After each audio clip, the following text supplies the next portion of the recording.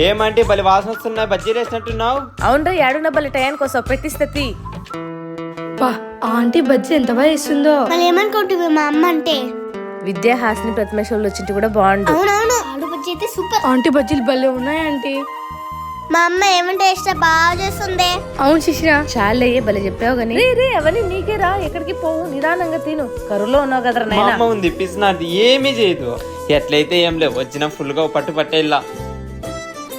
బా ఎంత బాగున్నాయో, తింటంటే ఇంకా తినాలనిపిస్తున్నాయి. ఈ బజ్జీలకి ఎరగట్లు తింటే సూపర్. అబ్బా ఏ మాటగా మాట చెప్పుకోవాల్సిందే. ఈ బజ్జీలు తింటే మన ఊరి చివరన మస్తానన్న బజ్జీల బండే గుర్తుకొస్తుంది. అవునరా, ఉండు అవెందుకు మిగిలిచ్చల్లా, అవి కూడా ఈ వేసుకుందాం. పాప అన్ని వేసేసుకుంటుంది, మళ్ళీ నాకు దోమ ఉంది, అన్ని వేసేసుకుంటా చూడు. మరి ఎట్లరా, మస్తానన్న బండి పక్కన మనం కూడా పోటీకి పెడదామా? సర్లే అంటే నా చదువు అంతా అయిపోయిన తర్వాత పెడదాంలే. పైసా అంటే బైరా.